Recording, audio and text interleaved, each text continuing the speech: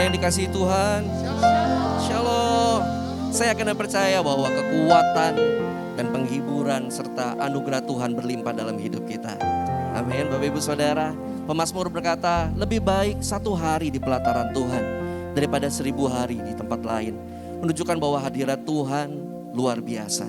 Biar hari ini saya mau ajak Bapak Ibu Saudara, mari kita bawa setiap pujian dan penyembahan kita dengan hati yang penuh dengan kerinduan akan hadirat Tuhan. Dan saya sangat percaya bahwa segala sesuatunya Tuhan limpahkan buat kita. Mari kita berikan tepuk tangan yang paling meriah buat Allah kita yang luar biasa. Sama-sama kita berdoa. Kami mengucap syukur buat setiap kebaikan-Mu Tuhan Yesus. Biar hari ini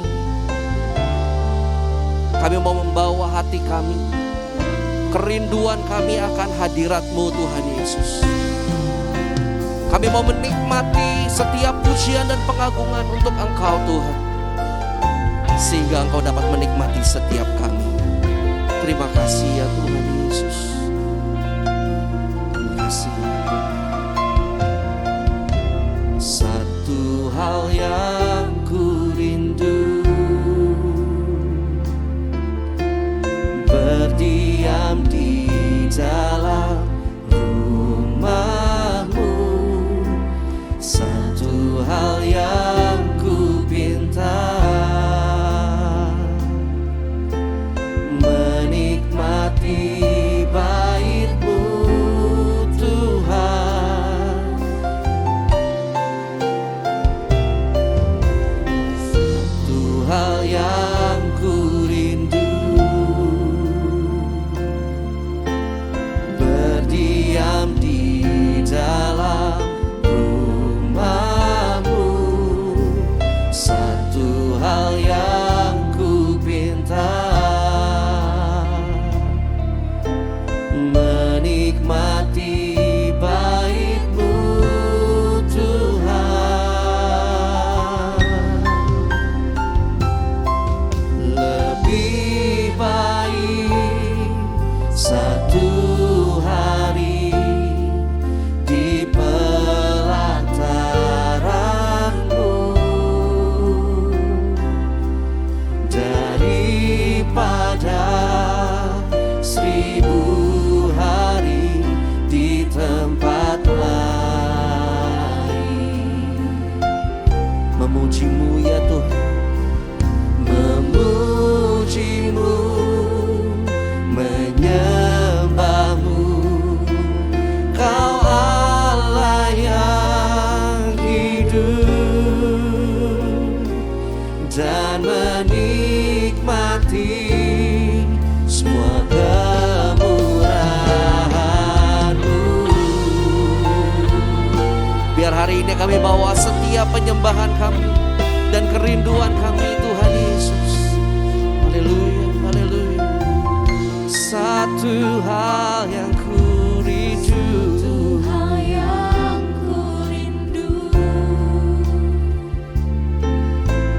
berdiam di dalam rumah-Mu. Satu hal yang ku pinta, menikmati bait-Mu. Satu hal yang ku rindu, berdiam di dalam rumah-Mu ya Tuhan.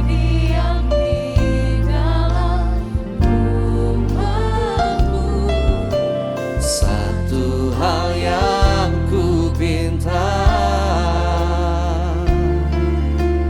menikmati bait-Mu Tuhan. Lebih baik 1 hari di pelataran-Mu daripada 1000 hari di tempat lain.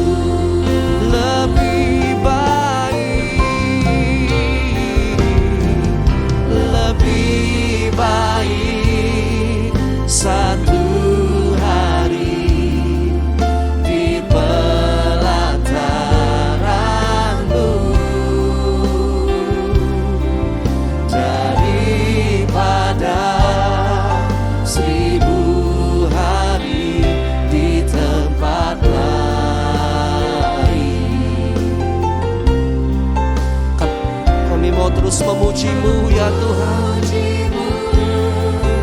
menyembah-Mu.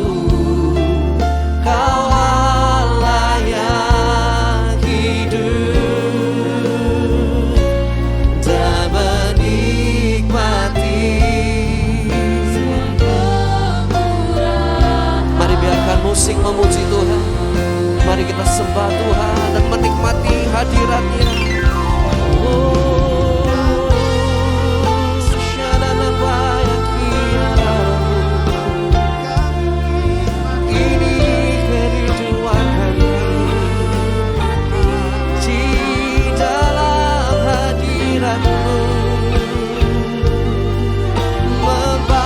Setiap pujian dan penyembahan hanya bagi-Mu. Biar hari ini kami bawa hati kami terus bersama-Mu Tuhan, sebab Engkau segala-galanya buat kami ya Tuhan. Biar nama-Nya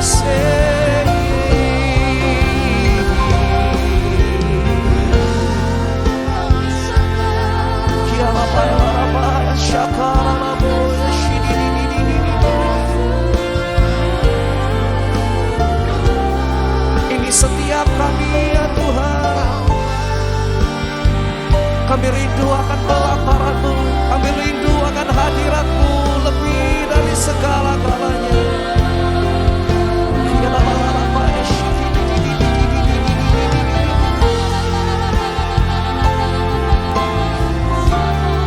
Kemurahan-Mu sempurna bagi kami.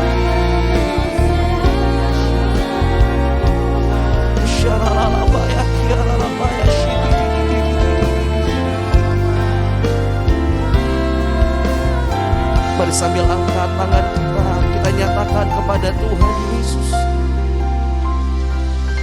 Lebih baik satu hari di pelataran-Mu daripada 1000 hari di tempat lain.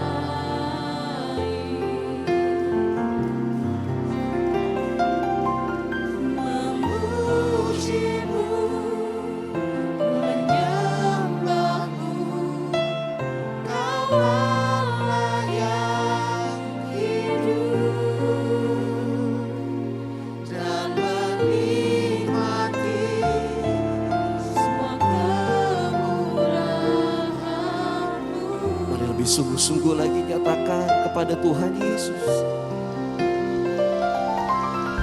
Lebih baik satu hari di pelataran-Mu. Ini nyanyian hati kami kepadamu ya Tuhan.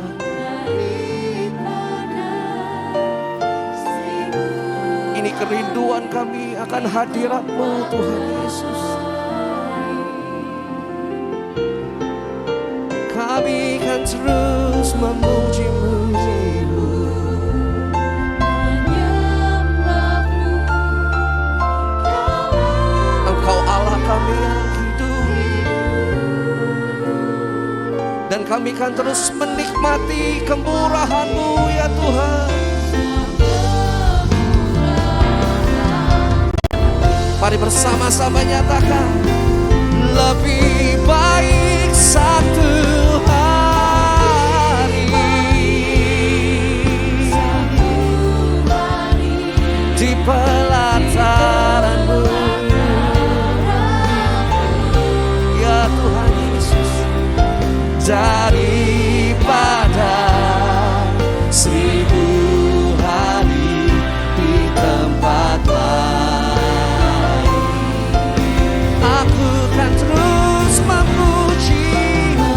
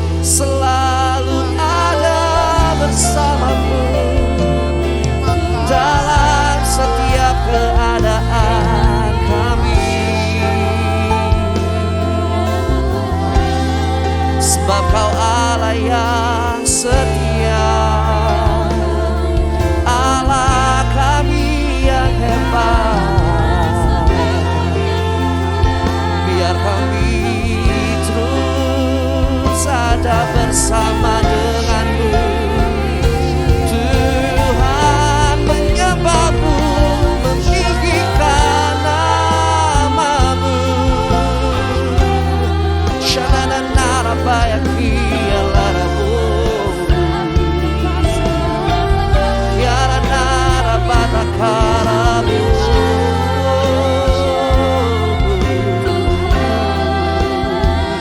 Shira balala balala,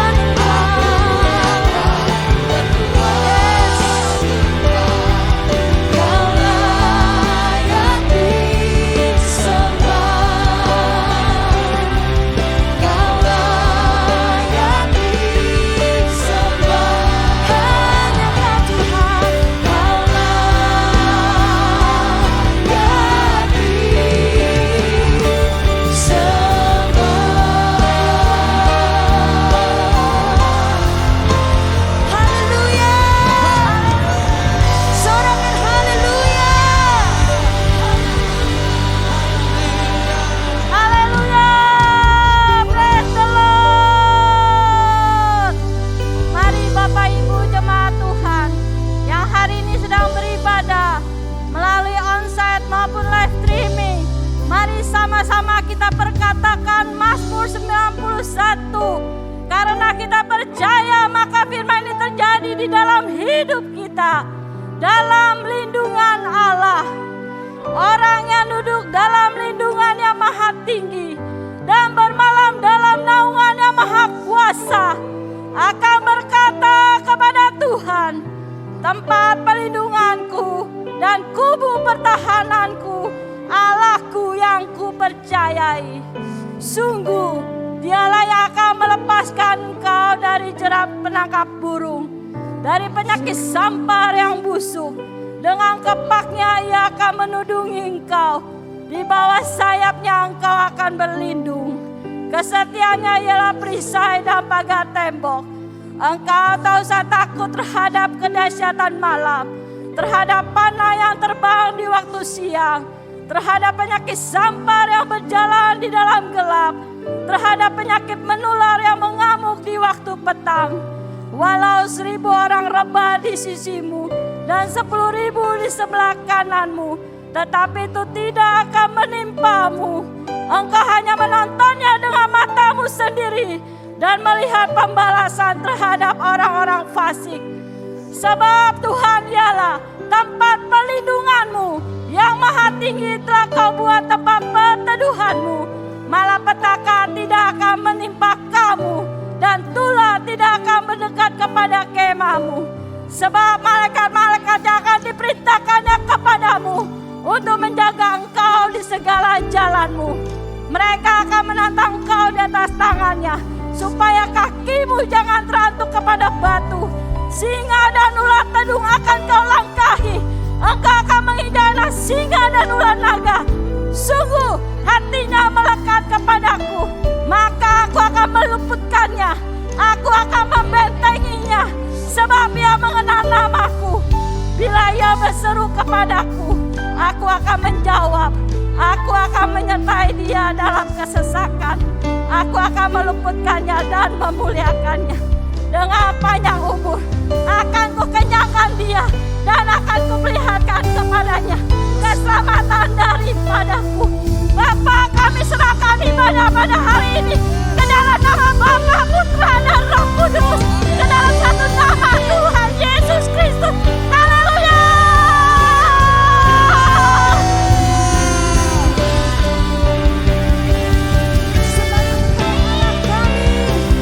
Engkau Bapa kami yang setia.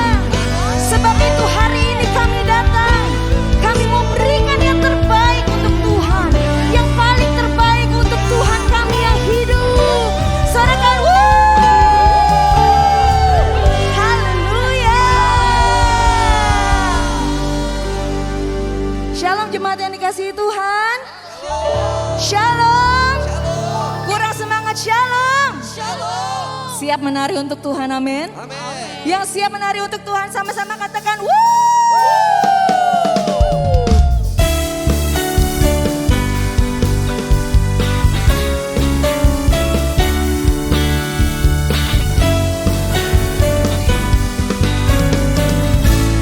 Mari sama-sama kita menyatakan, ya Tuhan Engkau Allahku, aku mencari wajah-Mu, jiwaku haus kepadamu, rindukan-Mu.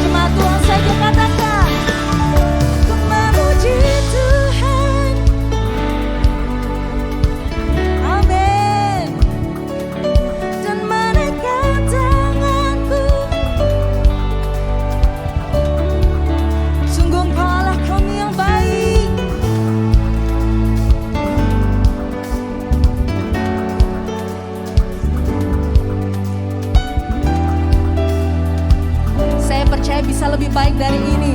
Amin. Ku memuji Tuhan seumur hidupku dan menaikkan tanganku demi nama-Mu. Sungguh Engkaulah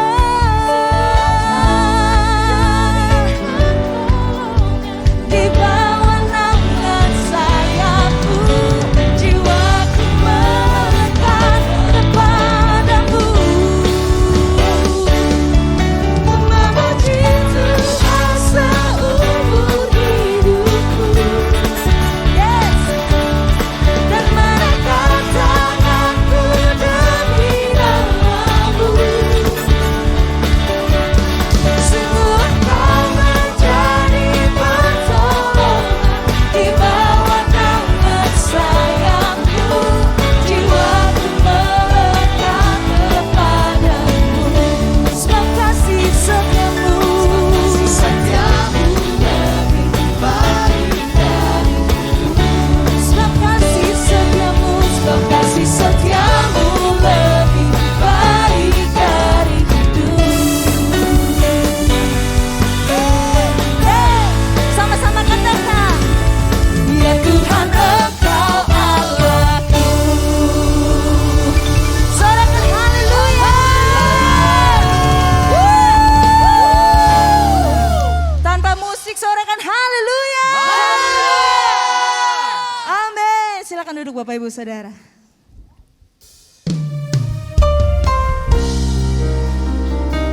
Engkau Allah yang hadir di tengah-tengah setiap kami. Kuasa-Mu mengalir untuk kami ya Tuhan. Kami tenang berada bersama dengan-Mu, sebab Engkau Allah yang terus mendengar setiap doa kami. Haleluya.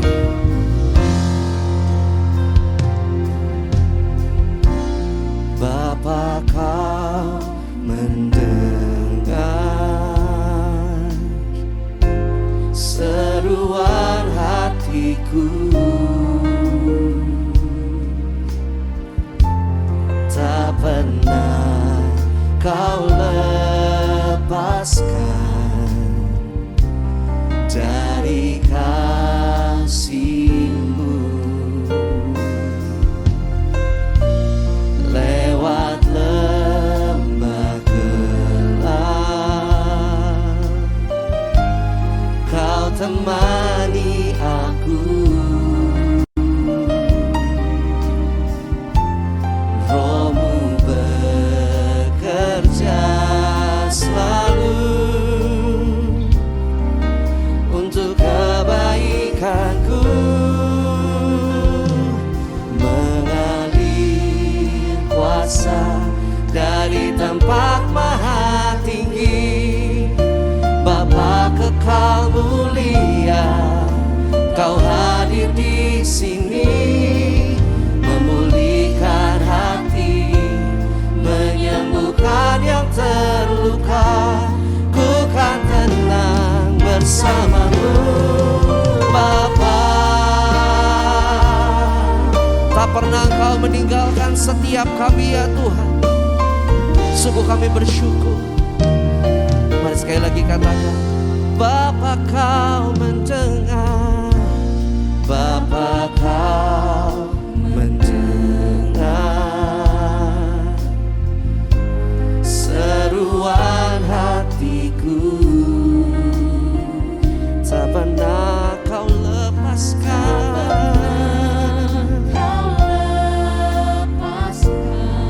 dari kasih-Mu ya Tuhan.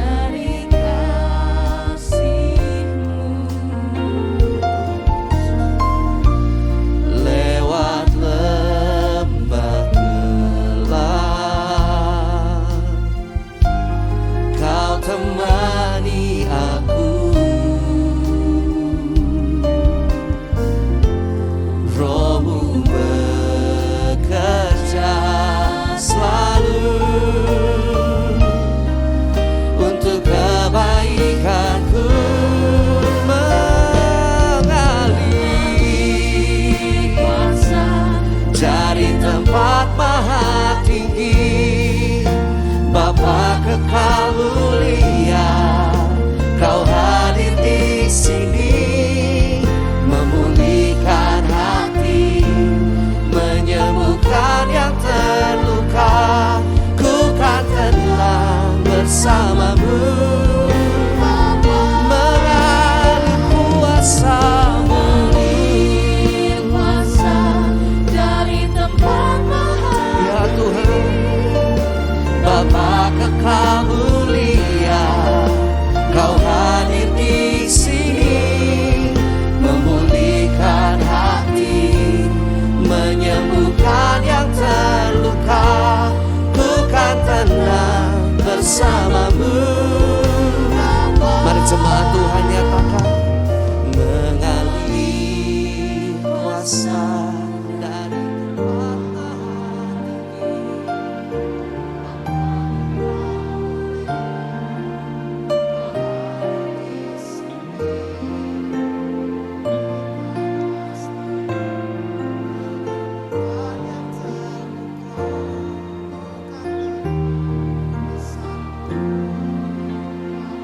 Mari sekali lagi nyatakan, mengalir kuasa.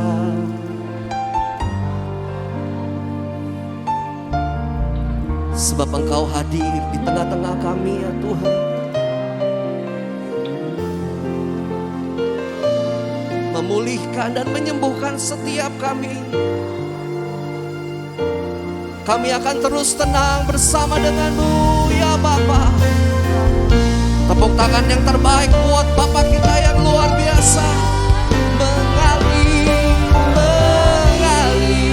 kuasa dari tempat maha tinggi, Bapa kekal mulia, Kau hadir di sini, memulihkan hati, menyembuhkan yang terluka.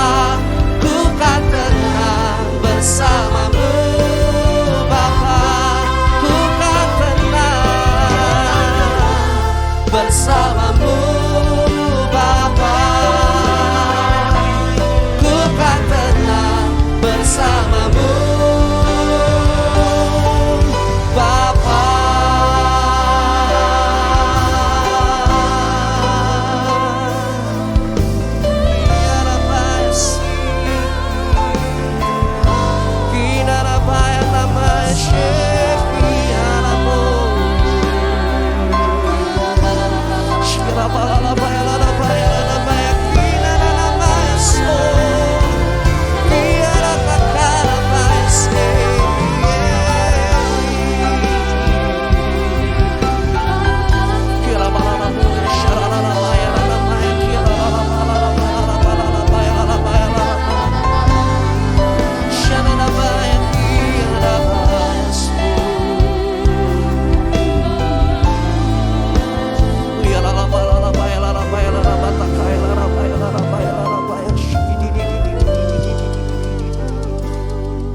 Kita nyanyikan refnya boleh? Sekali lagi refnya. Mengalir kuasa dari tempat maha tinggi, Bapa kekal mulia, Kau hadir di Amin. sini, memulihkan hati, menyembuhkan yang terluka. Ku kan tenang bersamamu Bapa. Mengalir kuasa dari tempat maha tinggi, Bapa kekal mulia, Kau hadir di sini, memulihkan hati, menyembuhkan yang terluka. Ku kan tenang bersamamu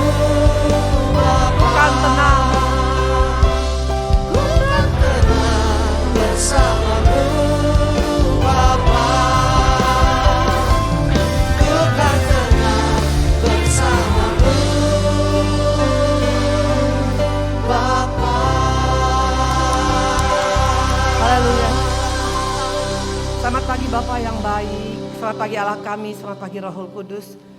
Bapak yang baik, terima kasih. Kalau pagi hari ini kami boleh ada semua karena anugerah Tuhan. Kami masih boleh masuk dalam hadirat-Mu, memuji, menyembah Engkau. Hanya fokus kepada Tuhan. Terima kasih untuk kesehatan, terima kasih untuk nafas kehidupan. Terima kasih untuk melayakan kami masih boleh melayani pada pagi hari ini.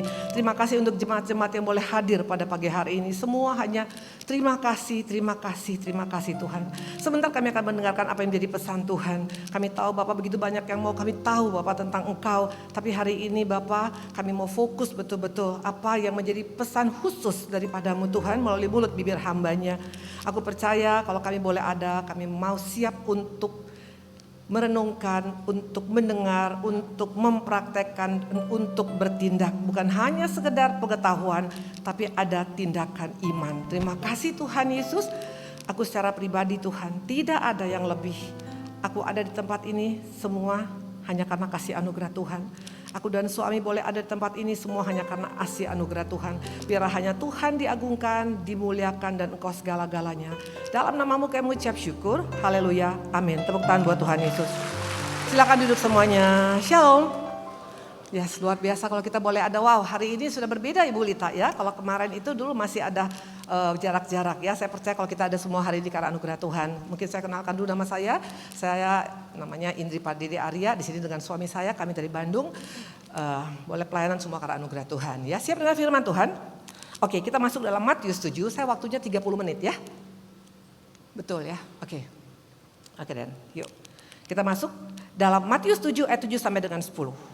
Dapat semuanya, ini firman yang sangat-sangat disukai oleh setiap kita. Semua orang suka, karena bicara tentang apa? Tentang pengabulan doa. Betul, siapa suka doa aja dijawab Tuhan di sini? Ya semua kita suka, betul, termasuk Ibu Indi juga suka doa aja dijawab Tuhan. Dan memang Tuhan kita so baik, betul. Matius 7 ayat 7 sampai dengan 10. Mintalah, maka akan diberikan kepadamu. Carilah, maka kamu akan mendapat. Ketuklah, maka pintu akan dibukakan bagimu.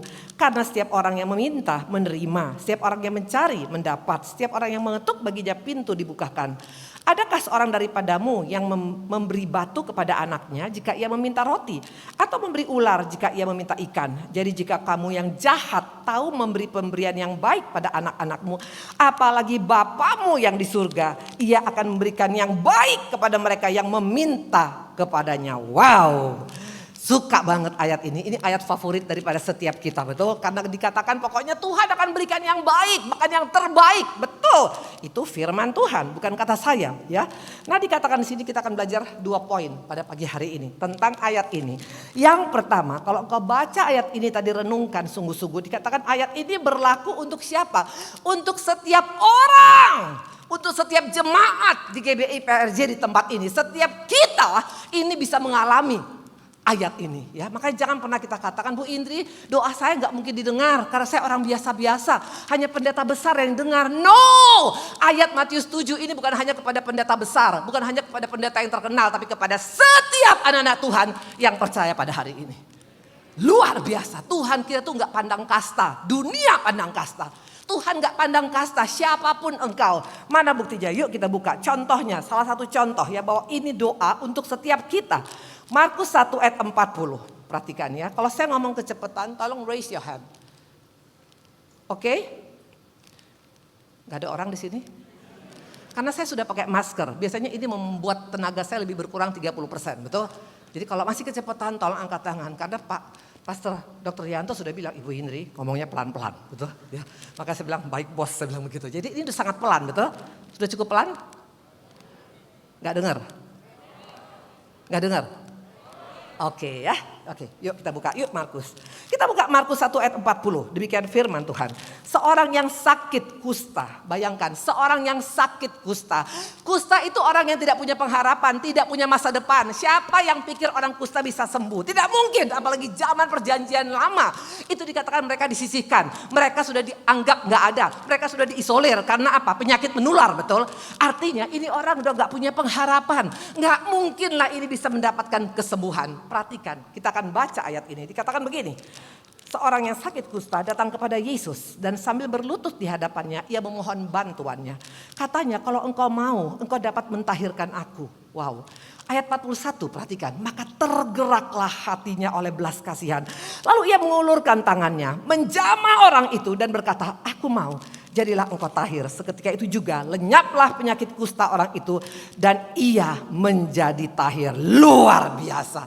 Terbukti kan? Matius 7 tadi bukan hanya milik orang-orang tertentu, bukan hanya milik orang-orang yang namanya terkenal yang mungkin pelayanannya luar biasa. Setiap kita, ini si kusta tidak punya masa depan, tapi dikatakan Tuhan tergerak hatinya. Kita nggak butuh perantara untuk sampai kepada Yesus. Setiap kita adalah anak-anak kesayangannya. Ini harus kita pegang kuat-kuat sehingga membuat engkau menjadi orang yang percaya diri. Waktu saya bertobat tahun 1999, saya masih ingat.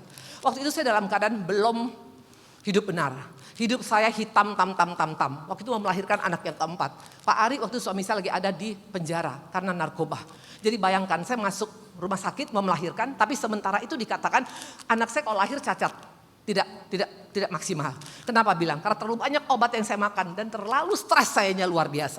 Waktu itu masih dalam keadaan hitam tam, dalam keadaan gelap, dalam keadaan hidup kompromi dengan semua dosa. Saya datang kepada Tuhan, saya bilang, Tuhan, belas kasihanmu Tuhan. Kalau kau izinkan anakku lahir dengan normal, aku akan ikut engkau sepenuh hatiku Tuhan. Doa daripada si penjahat seperti ini, doa daripada orang kotor seperti ini, ternyata Tuhan dengar. Anak saya lahir normal, sekarang umur 23 tahun, baru kemarin ulang tahun. Tinggi, cantik, yang mau ngelamar boleh isi formulir, betul? Wow, tepuk tangan buat Tuhan Yesus.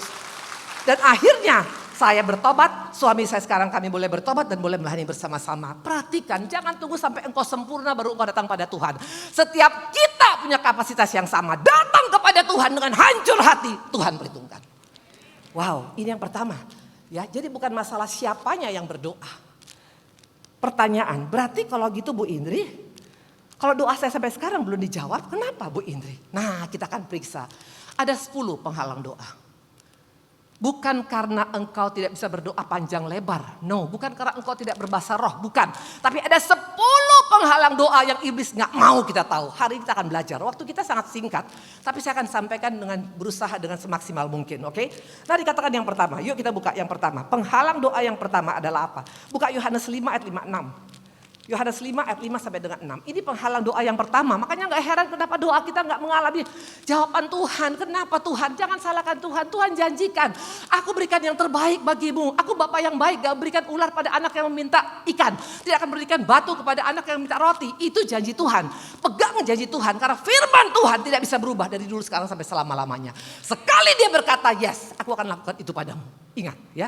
Nah, kenapa? Penghalang yang pertama kita buka. Ini penghalang pertama. Di tempat ini kalau engkau masih seperti ini, katakan Tuhan, aku mau berubah hari ini ya.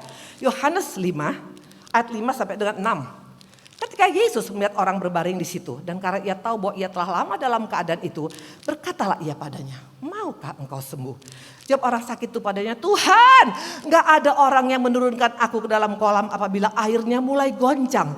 Sementara aku sudah menuju kolam, orang lain sudah turun mendahului aku. Ini jelas dikatakan tadi di sini. Ini orang sakit 38 tahun, bapak-bapak, ibu-ibu. Bayangkan orang lain diberkati, dia gak diberkati. Orang lain dipulihkan, dia gak dipulihkan. Padahal di sana ada banyak mujizat di Betseba. Setiap kolam itu bergoncang, malaikat turun, siapa saja yang duluan pasti akan sembuh.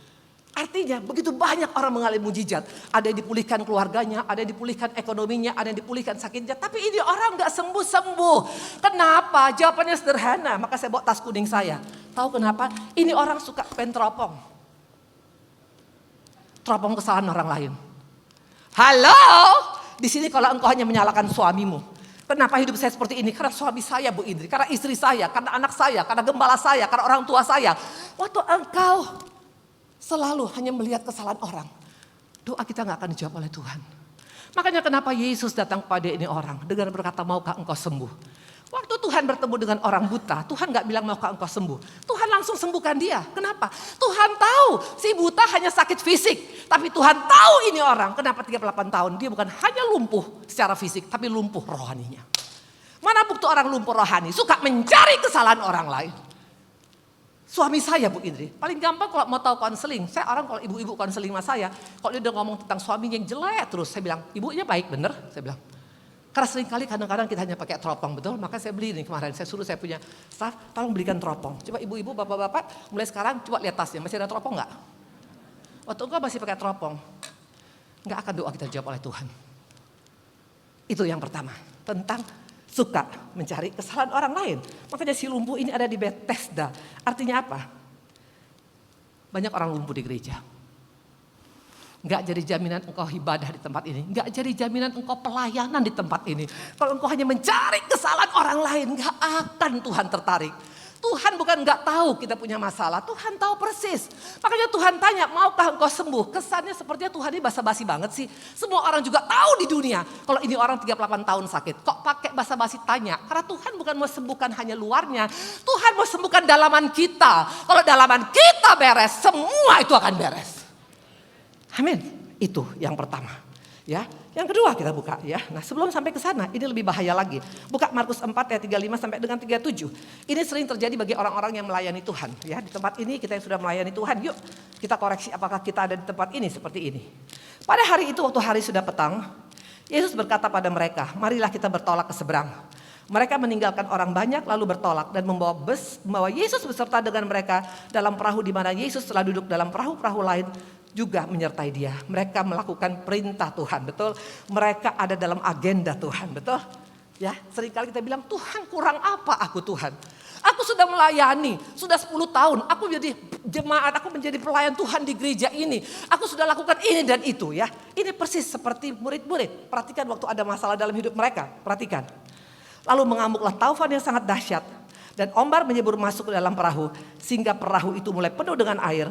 Pada waktu itu Yesus sedang tidur di buritan sebuah tilam. Maka murid-murid membangunkan dia dan berkata, "Guru, engkau tidak peduli kalau kita binasa." Tidak main-main. Bukan hanya dia meneropong orang, Tuhan pun diteropong sama dia. Tuhan kau tidak peduli, mana Tuhan kau tidak adil. Halo, Tuhan kita sangat peduli pada kita, nyawanya pun sudah diberikan pada kita. Enggak mungkinlah masalah kecil gak bisa diselesaikan Tuhan. Tapi karena apa? Karena kita merasa karena aku udah pelayanan, automatically gak boleh ada masalah dalam hidupku. Siapa bilang? Makin engkau sungguh-sungguh ikut Tuhan, makin banyak tantangan akan kita hadapi. Tapi membedakannya, endingnya pasti menang. Amin. Jangan pernah pikir, karena saya ikut Tuhan sudah 22 tahun, saya udah pelayanan 22 tahun. Bukan berarti gak ada masalah. Pandemi baru 2 tahun, kami mengalami pandemi 4 tahun. Yaitu apa? Digugat oleh abang kandung saya sendiri 11 gugatan di pengadilan. Bayangkan, 1 gugatan aja rambut udah naik betul. Ini 11 gugatan, tapi lihat saya oke gak? Kenapa bilang? Siapa yang berani gugatan orang menggugat anak pilihan Tuhan? Yes. Tidak mudah memang, 4 tahun tiap Kamis harus ada di pengadilan. Tapi percayalah, kalau engkau betul-betul punya sikap hati yang benar, dari 11 gugatan kemarin semua sudah menang. Tepuk tangan buat Tuhan Yesus. Yes! Makanya jangan cari kesalahan orang lain, jangan teropong Tuhan. Tuhan kita gak usah diteropong, dia teramat amat baik. That's number 1. Yang kedua, penghalang daripada doa kedua, yaitu apa? Mari kita lihat. Yang kedua, kalau kita lihat, apa penyakit daripada orang Kristen yang kedua? Suka hitung-hitungan, betul? Apa yang saya ini? Suka jadi kalkulator, hitung-hitungan. Berbuat baik, hitung-hitungan. Mengampuni, hitung-hitungan. Betul? Halo, kalau engkau hitung-hitungan seperti Petrus. Petrus katakan, Tuhan berapa kali aku harus mengampuni orang? Kata Tuhan, kata dia 7 kali Tuhan. Dia pikir Tuhan bilang gini, bro hebat banget lu, gila. No, Tuhan bilang apa? Bukan 7 kali, tapi 7 kali, 70 kali. Artinya unlimited forgiveness. Waktu engkau hitung-hitungan seperti kalkulator, doa kita gak akan dijawab oleh Tuhan. Waktu engkau itu hitungan jasa, gara-gara saya gereja ini ada, engkau tidak akan mengalami perkara besar dengan Tuhan. Halo, engkau dan saya kaya, itu karena anugerah Tuhan. Bukan karena hebatnya kita. Jangan itu hitungan jasa. Saya mau tanya bapak-bapak, ibu-ibu. Kenapa anak kecil dipakai sebagai donatur waktu Yesus khotbah di atas bukit 5.000 orang? Saya mau tanya. Kenapa pakai anak kecil yang hanya punya 5 roti 2 ekor ikan? Kenapa enggak pakai pengusaha Kristen?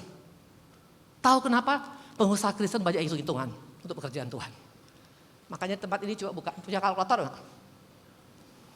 Kalau kita masih pakai kalkulator dalam hal apapun, sorry to say, Tuhan enggak tertarik menjawab doa kita. Dia saja enggak pakai kalkulator sama kita. Dia enggak hitung-hitungan sama kita. Lahir di kandang domba, menjadi anak anak tukang kayu, mati di kayu salib, enggak punya kuburan. Enggak main-main Tuhan sama kita, tapi kita sering hitung-hitungan sama Tuhan. Kalau engkau masih seperti ini dengan saya, enggak akan. Dulu saya hitung-hitungan sama Tuhan. Tuhan, kurang apa saya maafin dia? Selalu saya hitung-hitung. Makin engkau hitung, makin engkau tidak akan mendapat jawaban doa. Itu yang kedua. Maafkan saya, mungkin firmannya agak keras ya. Paling resikonya apa Ibu Lita? Enggak diundang lagi, enggak ada masalah. Itu yang kedua. Yang ketiga, kenapa doa kita enggak dijawab oleh Tuhan? Buka Lukas 10 ayat 40. Sedang Marta sibuk sekali melayani. Ia mendekati Yesus dan berkata, Tuhan, tidakkah engkau peduli bahwa saudaraku membiarkan aku melayani seorang diri? Suruhlah dia membantu aku. Ngakunya kita sudah melayani Tuhan. Ngakunya kita mengasihi Tuhan. Tapi pengennya selalu pengen dihargai, pengen diperhatikan, pengen dianggap. Betul? Halo? Kalau engkau masih pengen itu bukan pelayan Tuhan. Pelayan Tuhan bukan tapi memperhatikan, mendoakan, mengasihi, mensupport. Bukan hanya pengen Marta dia bilang, Tuhan kok gak peduli? Masa dia gak melayani saya? Suruh dong dia. Nah sering kali kadang-kala kita tanpa disadari banyak bersungut-sungut. Hati-hati orang yang suka bersungut-sungut. Coba buka maskernya sedikit aja. Hanya gini. Karena mukanya kelihatan. Muncungnya lebih panjang daripada yang normal. Hanya ngomel aja. Apalagi di pandemi ini kelihatan tuh yang tukang ngomel. Perkataan apa yang keluar dari mulut kita? Lebih banyak ngomel atau sungut-sungut? Doa sungut-sungut Tuhan gak tertarik. Maka Tuhan bilang apa? Marta, kecian deh lu. Bora-bora Tuhan jawab doanya. Karena dia hanya keep on complaining. Amin. Di sini masih ada yang suka bersungut-sungut, angkat tangan. Yang aku masuk surga sekarang langsung. Itu yang ketiga. Yang keempat. Kita buka yang keempat. 1 Samuel 28 ayat 6 sampai dengan 8. Ini juga penghalang doa. Yang pertama tadi apa bapak-bapak ibu-ibu? Teropong. Yang kedua? Kalkulator. Ingat ya, jadi gampang ya. Yang ketiga? Muncung panjang. Bilang apa? Yes, muncung panjang. Suka ngomel, ngeluh ya. Aduh panasnya ini ya. Aduh ruangannya gak enak. Aduh jauhnya ya gereja. Nanti kalau punya rumah, aduh kenapa ya rumah saya di sini? Aduh kenapa ya? Aduh kenapa suami saya seperti ini? Waktu engkau hanya mengeluh tentang pasanganmu, tidak akan terjadi jawaban doa. Syukurin apapun pasangan kita, syukurin apapun keluarga kita, syukurin apapun keadaan anak kita, syukurin apapun ekonomimu. Ucapan syukur membuat Lazarus bisa bangkit. Amin. Lazarus tidak pernah bangkit waktu Marta hanya mengeluh. No. Tapi Lazarus bangkit waktu Yesus berkata, Bapa, aku mengucap syukur karena engkau mendengar doaku. Doa orang yang didengar adalah doa yang suka mengucap syukur. Amin. Yang keempat. 1 Samuel 28 ayat 6 sampai dengan 8. Dan Saul bertanya kepada Tuhan. Tapi Tuhan tidak menjawab. Baik dengan mimpi, baik dengan urim, baik dengan perantaran para nabi. Lalu berkatalah Saul pada para pegawainya, carilah bagiku seorang perempuan yang sanggup memanggil arwah. Maka aku hendak pergi kepadanya dan meminta petunjuk padanya. Dan pegawai menjawab dia, di Endor ada seorang perempuan yang sanggup memanggil arwah. Tahu kenapa makanya doanya Saul gak dijawab oleh Tuhan? Ini doa kurang bertekun. Gak dijawab langsung cari solusi yang lain. Enggak seperti itu. Ada kalanya engkau berdoa hari ini jawabannya baru setahun kemudian. Baru 10 tahun kemudian. Baru berapa tahun kemudian. Enggak seperti itu caranya Tuhan. Waktu engkau tidak bertekun makanya kita tidak akan bisa mendapatkan hasil yang terbaik daripada Tuhan. Tuhan mau pribadi-pribadi yang bertekun. Sungguh-sungguh berdoa. Maka Tuhan akan menjawab. Sering kali kadang kalah. Anak Tuhan kalah komitmennya dengan yang satu ini. Coba buka ya. Sorry to say ya. Kita masih kalah dengan iblis loh soal bertekun. Mana buktinya? Buka Lukas 13 ayat 10. Supaya di tempat ini kalau engkau sudah mulai menyerah. Kalah kita dengan si jahat. Mana buktinya? Lukas 13 ayat 10. Pada satu kali Yesus sedang mengajar dalam salah satu rumah ibadat. Pada hari Sabat. Di situ ada seorang perempuan yang telah 18 tahun dirasuk roh. Sehingga ia sakit sampai bungkuk punggungnya. Dan tidak dapat berdiri lagi dengan tegak. Kalau engkau baca sepintas, ini ayat biasa. Tapi kalau buat saya ini gak biasa. Kenapa bilang? Ini orang ada di gereja loh, ini perempuan. Saya mau tanya, apa gampang orang yang sudah tahu kebenaran untuk jatuh dalam dosa? Gak gampang. Tapi iblis bertekun. Tetap dia bertekun. Makanya perempuan ini tetap jatuh dalam dosa walaupun di gereja. Artinya apa? Iblis saja komit. Iblis saja bertekun. Iblis saja sungguh-sungguh. Kalau kita anak-anak Tuhan udah gampang menyerah karena doa kita gak dijawab. Kalau engkau gampang menyerah, Sorry to say, Tuhan gak tertarik. Tuhan suka dengan pribadi seperti perempuan Kanaan. Gak dijawab Tuhan, dibilang gak patut memberikan roti kepada anjing. Tapi perempuan itu tetap mendekat kepada Tuhan. Makanya terakhir Yesus bilang, Ibu, anakmu sembuh, imanmu yang menyelamatkan. Tuhan tergerak melihat hati-hati orang yang bersungguh-sungguh pada Dia. Amin. Itu yang keberapa? Yang keberapa? Yang keempat, yang kelima. Kejadian 18 ayat 24 sampai dengan 26. Apa rahasia daripada dijawab Tuhan doa daripada Abraham yang sampai 100 tahun baru akhirnya punya anak Ishak? Perhatikan. Bagaimana sekiranya ada 50 orang benar dalam kota ini? Apakah engkau akan melenyapkan tempat ini? Dan tidakkah engkau mengampuni karena ke-50 orang benar itu? Jauhlah kiranya daripadamu berbuat demikian, membunuh orang benar bersama dengan orang fasik, sehingga orang benar seolah-olah sama dengan orang fasik. Jauhlah kiranya demikian daripadamu, masakan hakim segenap bumi tidak menghukum dengan adil. Bayangkan seorang Abraham, dia bukan pendeta, dia pengusaha besar, tapi dia peduli kepada jiwa-jiwa di Sodom. Keluarganya cuma ada berapa? Cuma ada Lot, istrinya dengan anaknya, dengan menantunya, betul? Tapi yang luar biasa dia berdoa untuk 50, gak ada 50, 40, gak ada 40, 30, gak ada 30, 20, gak ada 20, 10. Waktu kita peduli, doa kita akan dijawab oleh Tuhan. Waktu engkau jadi pribadi yang egois, yang penting aku. Dari mana ketahuan orang yang pribadi egois? Dari doanya. Yang didoakan hanya dia aja. Kapan doakan jiwa-jiwa di luar sana? Halo, anak-anak Tuhan di tempat ini, kita punya kuasa yang luar biasa. Kalau engkau hanya mendoakan dirimu sendiri, Tuhan gak tertarik. Tuhan tertarik melihat Abraham di akhir zaman ini. Yang mau berdoa siapa untuk jiwa-jiwa di luar sana. Amin. Halo. Gak perlu mesti pintar, gak perlu sekolah doa, gak perlu. Doa dengan apa adanya, karena dia Bapak kita. Saya mau tanya, kalau ketemu dengan Bapak bagaimana di sini? Apa ketemu Bapak? Siap, bro, gitu. No. Kita ketemu dengan Bapak, suami saya dengan anak saya yang paling kecil. Wah, itu mah manjanya. Itu kadang-kadang papanya bangun, Papa, bangun, Pak. Karena kita anak. Kita bisa datang pada dia anytime. Tapi seringkali kadang-kala kita gak seperti itu. Nah, dikatakan tadi itu yang keberapa? Yang ke-5, yang ke-6. 1 Samuel 1 ayat 19. Nah ini seringkali kenapa kita gak mendapat jawaban doa. Keesokan harinya bangunlah mereka pagi-pagi. Lalu sujud menyembah di hadapan Tuhan. Kemudian pulanglah mereka ke rumahnya di Rama. Ketika Elkana bersetubuh dengan Hana istrinya, Tuhan ingat kepadanya. Ayat 20. Maka setahun kemudian mengandunglah Hana dan melahirkan seorang anak. Ia menamai anak itu Samuel. Sebab katanya aku telah memintanya pada Tuhan. Sebelumnya Hana itu adalah pribadi yang hanya memikirkan diri sendiri. Dia mandul, dia hanya taunya nangis. Dia gak lakukan bagiannya sebagai seorang istri. Bapak-bapak, ibu-ibu, kalau engkau mau mendapat jawaban doa, lakukan bagian kita. Sebagai suami jadilah imam dalam keluarga. Sebagai istri jadilah penolong bagi keluarga kita. Sebagai anak hormati orang tua. Sebagai orang tua jangan buat tawar hati anak-anak. Tinggal tunggu waktunya, doa kita dijawab oleh Tuhan. Hana ke Silo, tapi dia gak lakukan bagian dia. Gak jadi jaminan engkau beribadah setiap hari Minggu. Atau bahkan setiap hari Zoom.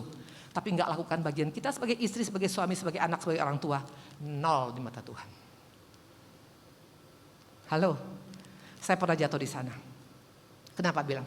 Waktu Pak Ari belum bertobat, saya terus pelayanan. Saya pikir saya betul pelayanan terus-terusan. Ternyata enggak. Kenapa Pak Ari makanya 17 tahun baru bertobat? Saham saya 50%. Karena setiap dia pulang dari diskotik atau dari tempat manapun, saya gak ada di rumah. Waktu Pak Ari tabrakan, waktu itu Tuhan tampar saya dengan cara bagaimana. Suami saya sudah koma di sana dan waktu saya lihat dia punya kaos kaki dari mulai ujung kepala, ini kepala sudah besar odem, makanya nggak bisa dia apa-apain lagi, hanya tinggal tunggu waktu karena pupil mata sudah nggak bergerak. Pas saya lihat dia punya jempol, itu kaos kakinya bolong. Tahu apa kata Tuhan? Ini yang namanya pendeta. Kenapa kau tidak bisa urus suamimu? Kaos kaki aja bolong. Saya ketampar di sana, saya bilang ampuni aku Tuhan. Makanya gak heran 17 tahun lamanya suami saya bertobat. Karena saya punya saham di sana. Waktu saya betul-betul ambil keputusan menjadi istri penolong, Tuhan ubahkan suami saya hanya balikan tangan. Sama Tuhan gak ada yang mustahil. Jangan pakai teropong lihat orang. Lakukan bagian kita. Halo istri-istri. Mana di sini istri-istri? Coba angkat tangan. Tiba-tiba berubah jadi janda semua, luar biasa. Istri jangan ngejago. Jangan kau pikir karena engkau cantik, engkau kaya, engkau pintar, engkau bisa semua. Bisa menyelamatkan keluarga, no. Waktu kita lakukan bagian kita sebagai penolong yang tunduk pada suami dalam segala hal, di sana jawaban doa bagi kehidupan kita. Yes. Bapak-bapak langsung senang, betul? Hei bapak-bapak, dengar. Jangan sakiti hati istrimu. Jangan ngomong kasar sama istrimu. Karena waktu engkau menyakiti dia, doamu pun akan terhalang. Very simple. Lakukan bagian kita. Iblis takut kalau kita lakukan bagian kita. Dia tidak takut kita beribadah. Tapi dia takut waktu kita lakukan apa yang menjadi bagian kita. Itu keberapa? Ke-6. Ya, ke-7. Yang ke-7. Kejadian 4 ayat 3 sampai dengan 6. Ini juga menjadi penghalang daripada doa. Setelah berapa waktu lamanya maka Kain mempersembahkan sebagian daripada hasil tanah kepada Tuhan sebagai korban persembahan. Habel juga mempersembahkan korban persembahan dari anak sulung kambing domba, yaitu lemak-lemaknya. Maka Tuhan mengindahkan Habel dan korban persembahannya. Tapi Kain dan korban persembahannya tidak diindahkan. Lalu hati Kain menjadi sangat panas dan mukanya buram. Ini bicara tentang apa? Jangan kasih ampas sama Tuhan. Jangan kasih sisa sama Tuhan. Jangan kasih sebagian sama Tuhan. Kasih yang terbaik sama Tuhan. Makanya Tuhan mengindahkan doa kita. Mana buktinya ampas? Udah penyakitan, udah bangkrut, baru bilang pakai laku Tuhan. Waktu lagi produktif di mana? Halo, Yusuf yang luar biasa sejak muda mau dipakai oleh Tuhan loh. Daud sejak muda mau dipakai oleh Tuhan. Ini kita sudah peot baru mau dipakai oleh Tuhan, betul? Termasuk saya, untung masih ada kesempatan. Umur 40 tahun saya baru bertobat. 40 tahun Tuhan tunggu saya. Itulah hebatnya Tuhan kita. Tapi jangan sampai bilang kalau Ibu Indri 40, saya 39,5 Bu Indri, jangan. Karena gak semua orang punya posisi yang sama. Halo, kasih yang terbaik. Lagi engkau diberkati, lagi engkau sukses, lagi engkau berhasil, lagi engkau terkenal. Pakai untuk kemuliaan Tuhan. Itu orang yang menyenangkan hati dia. Yang keberapa sekarang? Yang ke-8 adalah apa? Waktu Tuhan bukan waktu kita. Makanya tadi saya bilang 1 hari sama dengan 1000 tahun, betul? Makanya jangan paksa Tuhan. Jangan bilang Tuhan kalau nggak tahun ini nggak bisa, nggak seperti itu. Tuhan tahu persis buat anaknya kapan memberkati kita, kapan untuk memulihkan hidup kita. Karena dia jauh lebih tahu daripada kita. Waktu Tuhan bukan waktu kita. Yang ke-9, jangan bimbang. Orang yang bimbang mendua hati tidak akan mendapat apa-apa. Sekali engkau yakin dengan janji Tuhan, pegang itu sampai Tuhan datang. Waktu saya belum bertobat, suami saya belum bertobat, tiap hari, setiap saya naik mimbar selama hampir 10 tahun lebih. Satu saat suamiku akan berdiri bersama-sama dengan aku, itu saya perkatakan. Masalah kapan, masalah waktunya, masalah caranya bukan urusan saya. Dan akhirnya tahu Pak Ari cara bertobat bagaimana? Suami saya ini paketnya komplit, boleh Pak ngomong sedikit Pak? Ya, suami saya ini paketnya komplit. Narkoba, perempuan, mabuk, tabrakan, berantem. Jadi kalau cari suami saya paling gampang dulu kalau nggak di penjara karena di kantor polisi karena berantem atau di rumah sakit karena tabrakan. Dan langganan kami di Boromius itu setahun 2 kali pasti masuk. Makanya kalau saya masuk langsung dibilang kenapa Bu masuk lagi kata gitu. Luar biasa. Tahu cara seorang seperti Pak Ari bertobat bukan karena masuk Nusa Kambangan. Tahu gara-gara apa? Hanya gara-gara SMS Firman yang masuk ke dia pagi-pagi pas pulang dari diskotik. Firman Tuhan masuk, Pak Ari kaget. Dia pikir kok saya dapat firman. Dia mulai membalas. Dari sana dia mulai merasa seperti diingatkan oleh Tuhan.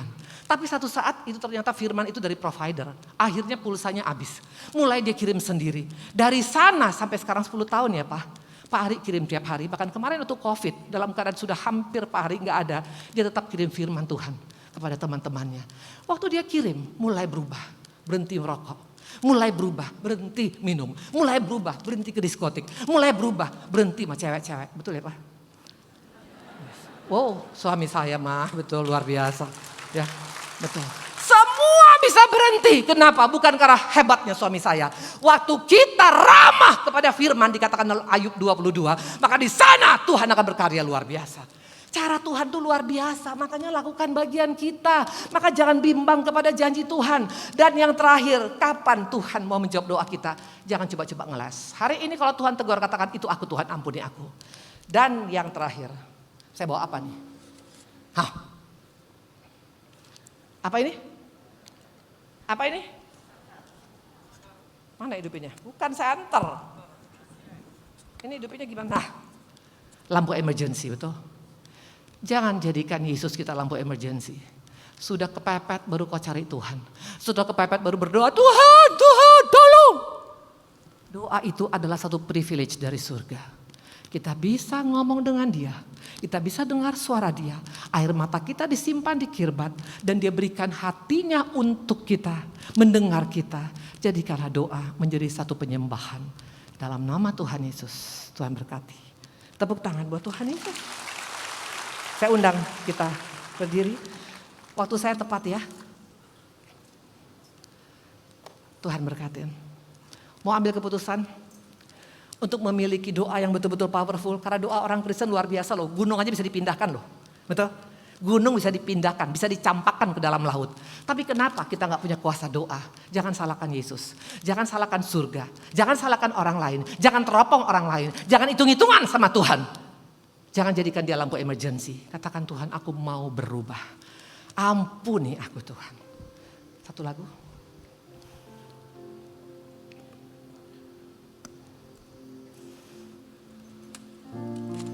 Amin.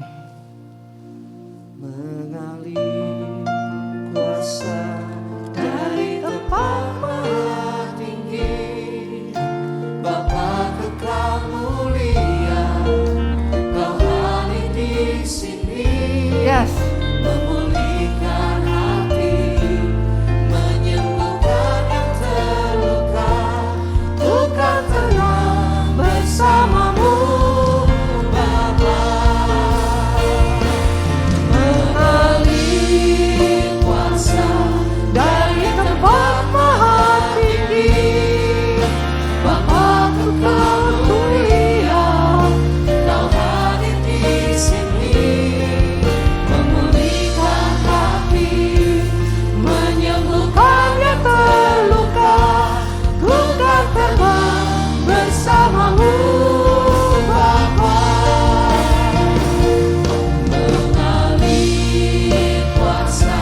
Amin, amin.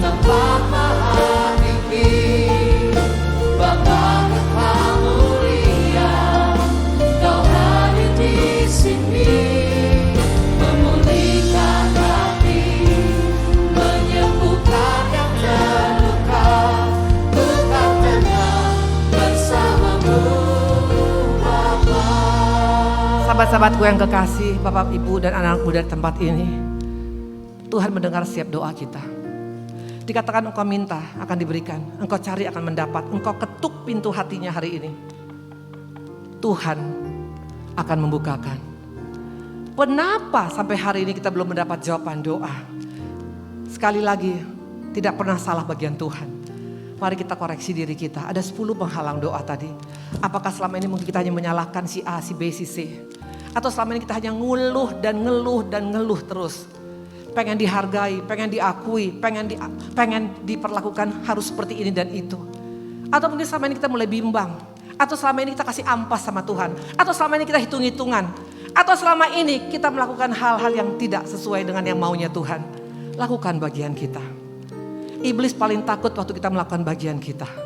Hari ini kalau memang ada yang mau betul-betul mau mengubah sikap hatinya dalam doa, angkat tanganmu di tempat. Berbicara pada Tuhan secara pribadi, gak usah kepada saya. Waktu saya juga minta ampun sama Tuhan, Tuhan tolong anakku Tuhan. Aku tahu aku kotor, aku najis.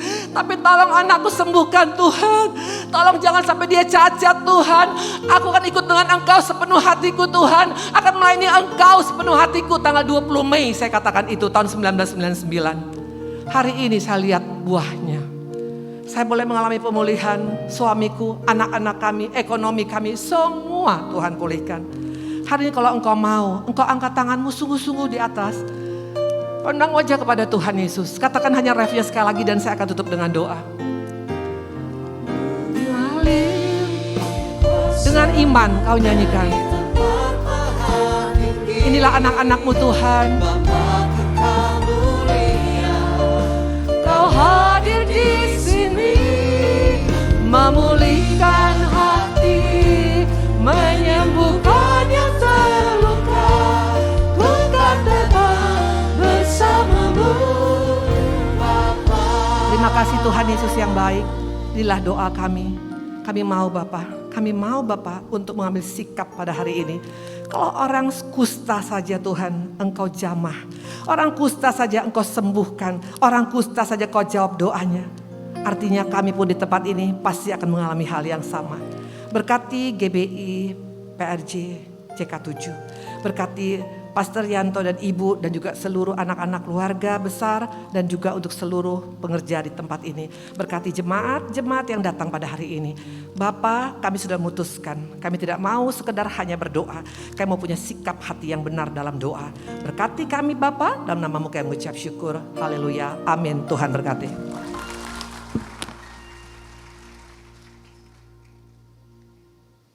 Kita semua diberkati, amin. Amin. Kami mengucapkan terima kasih kepada Ibu Evangelis Indri Pardede yang telah memberkati kami semua melalui kebenaran firman Tuhan. Tuhan Yesus memberkati Ibu dan keluarga. Dan sekarang kami mau menyapa bagi jemaat yang baru pertama kali hadir di GBI PRJ ini.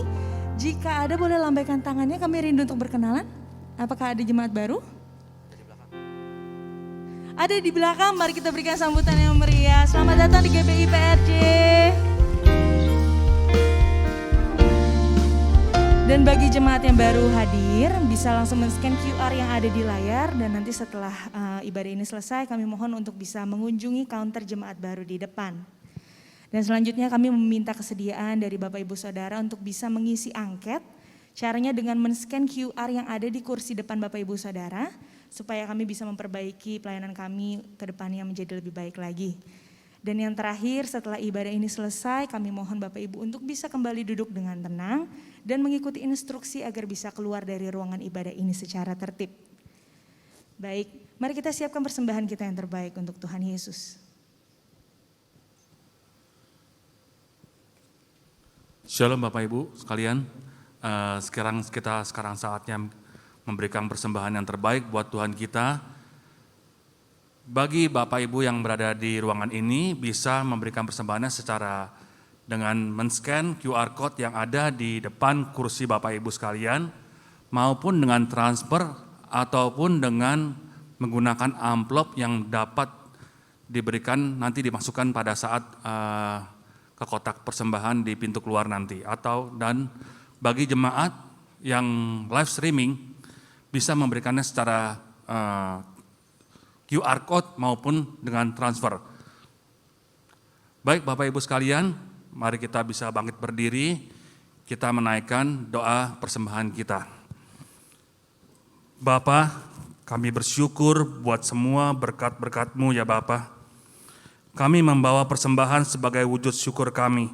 Kami percaya, kami menerima kesehatan, keluarga, bisnis, pekerjaan, dan kuliah yang terbaik. Ini adalah waktu memberi persembahan. Dalam nama Tuhan Yesus Kristus, amin.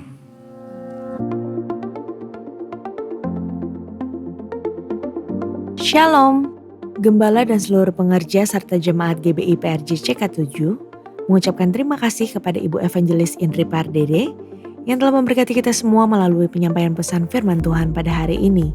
Tuhan Yesus memberkati Ibu dan keluarga berlimpah-limpah. Amin.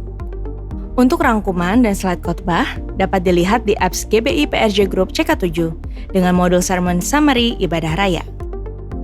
Berikut kami sampaikan beberapa pengumuman. Ibadah Raya Onsite hari Minggu tanggal 29 Mei 2022 pukul 9, 11.30 dan 16.30 waktu Indonesia Barat akan dilayani oleh Ibu Evangelis Gina Darmawan. Ibadah khusus kenaikan Tuhan Yesus gabungan GBI PRJ dan PRJ Mandarin Service secara onsite diadakan pada hari Kamis 26 Mei 2022 pukul 9, 11.30 dan 16.30 waktu Indonesia Barat dilayani oleh Pendeta Rubin Ong dengan tema Nobody Like You. Diinformasikan mulai hari Minggu 5 Juni 2022 akan diadakan ibadah anak secara onsite pada pukul 9, 11.30 dan 16.30 waktu Indonesia Barat, ibadah sekolah minggu di lantai 9 Ruang Ruby. Pukul 9 dan 11.30 waktu Indonesia Barat, Joshua Generation Kids Church English Service di lantai 9 Ruang Emerald. Sekian pengumuman hari ini, terima kasih atas perhatian Bapak Ibu sekalian, Tuhan Yesus memberkati. Mari jemaat dikasih Tuhan, kita bangkit berdiri. Sebelum kita menaikkan doa syafaat, mari sama-sama kita perkatakan apa yang dimaksud dengan Pentakosta ketiga. Pentakosta ketiga adalah 1. Pentakosta ketiga adalah pencurahan Roh Kudus yang dahsyat di zaman ini, melebihi yang terjadi di Azusa Street. 2. Pentakosta ketiga akan mengakibatkan penuaian jiwa yang terbesar. Dan yang terakhir sebelum Tuhan Yesus datang kembali, Pentakosta ketiga akan mengakibatkan generasi Yeremia, yaitu anak-anak muda yang dipenuhi Roh Kudus dan cinta mati-matian kepada Tuhan Yesus, tidak kompromi terhadap dosa, dan akan bergerak untuk memenangkan jiwa. 4. Pentakosta ketiga lahir di Indonesia dan bergerak ke bangsa-bangsa. Gerakan ini dari timur ke barat dan akan kembali ke Yerusalem. 5. Pentakosta ketiga akan memberikan kuasa untuk menyelesaikan amanat agung, dan setelah itu Tuhan Yesus datang kembali. Mari Bapak Ibu, kita akan menaikkan doa syafaat. Bapa, dikuduskanlah namamu, datanglah kerajaanmu atas Indonesia. Bapa, ampunilah kami, ampunilah bangsa kami Indonesia ya Tuhan.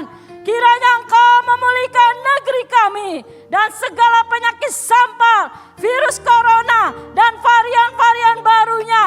Dan setiap orang yang berseru kepada Tuhan akan diselamatkan. Curahkanlah ya Tuhan lawatan-Mu kepada setiap kami, sehingga kami mengalami kasih mula-mula setiap hari. Dan kami percaya suatu saat kelak setiap lutut akan bertelut, setiap lidah akan mengaku bahwa Yesus Kristus adalah Tuhan dan Juru Selamat. Amin. Dan kami berdoa untuk Bapak Presiden dan Wakil Presiden, Bapak Jokowi dan Bapak Maruf Amin, diberikan hikmat untuk mengambil setiap keputusan atas bangsa Indonesia sesuai dengan kehendak Tuhan. Kami berdoa untuk hamba-Mu yang telah menyampaikan kebenaran firman Tuhan dalam ibadah hari ini. Tuhan Yesus memberkati pelayanannya dan keluarga hamba-Mu berlimpah-limpah. Hari ini juga kami berdoa untuk gembala sidang kami Paniko. Tuhan memberkati kesehatan, keluarga, pengembalaan hamba-Mu, sehingga terus dipakai sebagai the messenger of the third Pentecost untuk menyelesaikan amanat agung Tuhan Yesus Kristus. Kami juga berdoa untuk Bapak Gembala CK7, Dr. Yanto. Tuhan memberkati kesehatan keluarganya, Ibu Olivia, anak-anak, anak mantu, dan cucu-cucu diberkati Tuhan. Tuhan yang menjadi perisai dan penolong atas hamba-Mu dan keluarga. Tuhan juga memberkati pengembalaan hamba-Mu di CK7 untuk menjadikan kami semua umat di CK7 menjadi umat yang layak di hadapan Tuhan. Dan kami juga berdoa untuk bangkitnya generasi Yeremia di CK7. Tuhan pakai dengan dahsyat dan luar biasa. Hari ini kami berdoa bagi jemaat yang sedang sakit. Kami perkatakan oleh bilur-bilur darah Tuhan Yesus, sakit apapun Tuhan sudah sembuhkan, Tuhan sudah pulihkan dalam nama Yesus. Yang terbeban berat, Tuhan berikan kelegaan. Yang membutuhkan jawaban doa, Tuhan telah berikan. Setiap umat Tuhan diluputkan dari sakit penyakit, virus corona dan varian-varian barunya, serta krisis ekonomi global di dalam nama Tuhan Yesus Kristus. Amin. Tuhan, saat ini kami buka hati kami. Kami mengangkat tangan kami arahkan hati kami untuk menerima berkat Tuhan melalui hamba-Nya. Terima kasih Tuhan Yesus untuk hari ini Tuhan. Terima kasih untuk penyertaan-Mu Tuhan dalam seminggu ini Tuhan. Kalau besok Tuhan kami akan melakukan aktivitas kami kembali Tuhan, bekerja, usaha kami, bisnis kami. Apapun yang kami lakukan kiranya Tuhan buat berhasil. Berkati juga anak-anak kami dalam studinya Tuhan. Berikan kepintaran 10 kali lipat daripada duniawi. Jemaat GBI PRJ dikasih Tuhan. Terimalah berkat yang berlimpah-limpah dari Bapa di surga. Cinta kasih daripada anak kita Tuhan Yesus Kristus. Dan persekutuan manis dengan Roh Kudus. Mulai saat ini sampai Tuhan Yesus datang untuk kedua kalinya. Menjemput kita di awan-awan permai bahkan untuk selama-lamanya. Bagi yang sudah terima berkat, mari katakan amin. Shalom saudara. Apa yang tak bisa terpisahkan dari generasi saat ini? Jawabannya yang pasti adalah smartphone. Banyak orang beranggapan kini ketinggalan dompet tak seburuk ketinggalan smartphone. Sebegitu lekatnya keterikatan dengan smartphone, tak lain karena kebutuhan akan internet yang makin membuat ketergantungan. Segala bentuk interaksi online, informasi, hiburan, bahkan transaksi jual-beli disajikan oleh layar kecil di depan matanya. Dr. David Schramm, seorang profesor dari Utah State University, mengadakan sebuah penelitian mengenai dampak penggunaan teknologi terhadap kualitas sebuah hubungan. Dari hasil penelitian tersebut, menunjukkan bahwa penggunaan gadget menyebabkan kerenggangan dalam waktu dan komunikasi, sehingga berdampak negatif dalam kualitas hubungan seseorang. Kalau pemakaian gadget dapat merenggangkan hubungan antar manusia, apalagi hubungan antara manusia dengan Tuhan yang tidak dapat dilihat secara jasmani. Oleh sebab itu, di dalam Voice of Pentecost kali ini, kita akan membahas mengenai keterasingan di dunia digital. Februari 2018, Barna Research meneliti lebih dari 1.500 anak muda berusia 18-29 tahun yang menggunakan smartphone. Jika dihitung, berarti mereka menghabiskan 115 hari dalam setahun hanya untuk menggunakan gadget. Meskipun gadget juga dapat digunakan untuk mengakses konten-konten rohani, namun survei membuktikan bahwa hanya 5,5% dari waktu tersebut yang digunakan oleh anak muda untuk membaca atau menonton konten yang dapat mendukung pertumbuhan iman mereka. Hal ini menyebabkan keterasingan yang mereka alami di dunia digital. Nah, memang Alkitab tidak pernah membahas keterasingan secara digital, tetapi bangsa Israel pernah diasingkan ke Babilonia selama 70 tahun. Kita bisa mengambil makna dan prinsip dari peristiwa itu. Sekitar tahun 597 sebelum Masehi, Nebukadnezar mengangkut bangsa Israel dan menawan mereka di Babilonia selama 70 tahun.